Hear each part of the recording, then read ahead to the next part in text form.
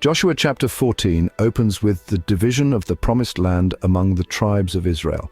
This momentous event marks the fulfillment of a promise made by God to the descendants of Abraham, Isaac, and Jacob. Each tribe is to receive its inheritance, a tangible sign of God's faithfulness and the culmination of a journey that began centuries earlier. As the land is being apportioned, Caleb, one of the original spies sent into Canaan, approaches Joshua with a special request. Caleb, now an elderly man, stands with the same vigor and determination he had in his youth.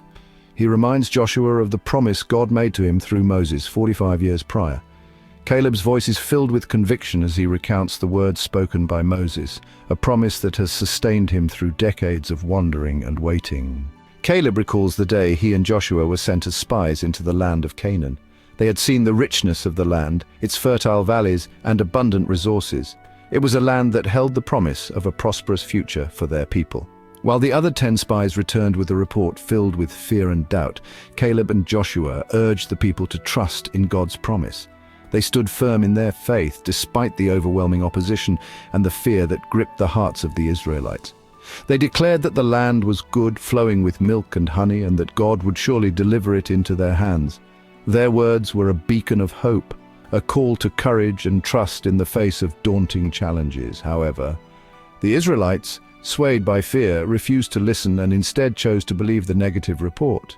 Their hearts were hardened, and they turned away from the promise that lay before them. Because of their faithlessness, God decreed that the entire generation who rebelled, with the exception of Joshua and Caleb, would perish in the wilderness.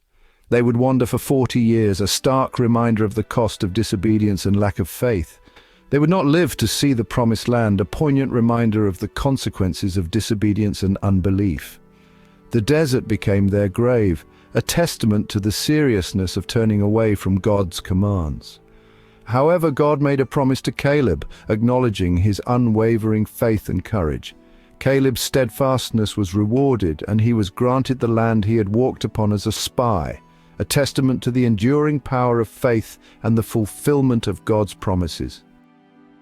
Caleb's request was for none other than Hebron, a city steeped in history and significance. This was no ordinary city. It held immense strategic and symbolic value, making it a coveted prize for any leader.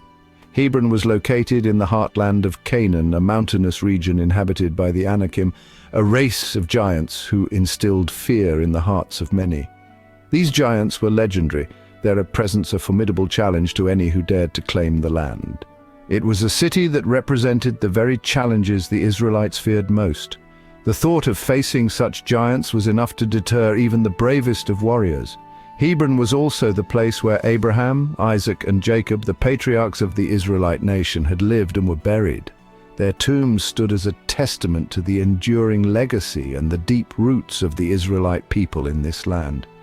It was a city deeply connected to their history and their covenant with God. Every stone and every corner of Hebron echoed the stories of their ancestors and the promises made by God.